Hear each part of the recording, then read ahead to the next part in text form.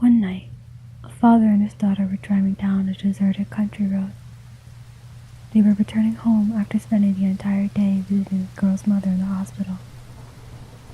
Listening to the sound of the rain drumming on the car roof, the girl began to doze off. Suddenly, there was a loud bang. The father struggled with the steering wheel, but the car skidded off the wet road and slammed into a stone wall. After checking that his daughter was uninjured, the man got out of the car to survey the damage. Both of the front tires had large punctures, and the right fender was crumpled against the wall. The rest of the car had survived unscratched. "We must have driven over something on the road," he explained to his daughter. "Whatever it was, it blew up both of the tires." "You can fix it, right?" asked his daughter, somewhat shaken by the accident. "No," replied her father, shaking his head. "I've only got one spare in the boot. I'll have to walk back into town and find somebody to tow the car," he said. "It isn't that far from here. You wait in the car while I'm gone."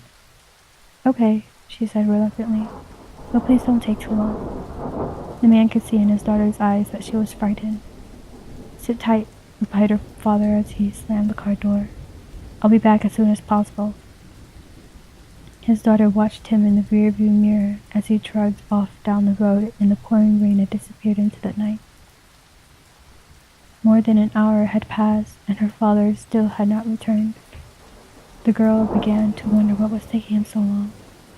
She was very worried because he should have been back by now. Just then, she glanced at the rearview mirror and saw a figure in the distance, walking towards the car.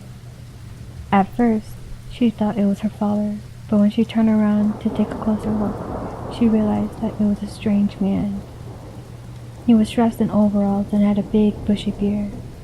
He was carrying something large in his left hand, swinging it back and forth.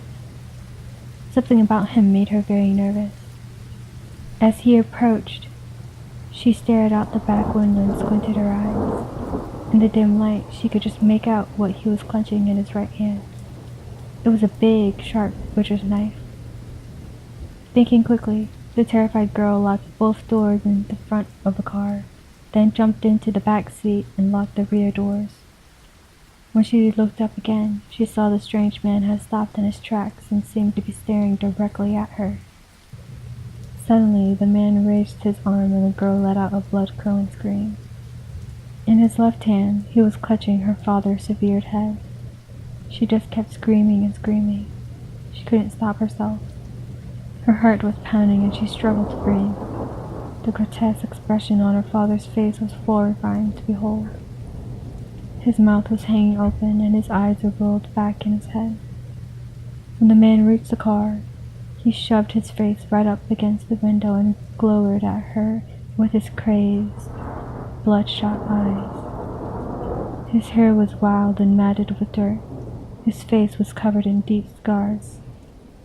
For a moment, he just stood there, in the driving rain, grinning at her like a madman.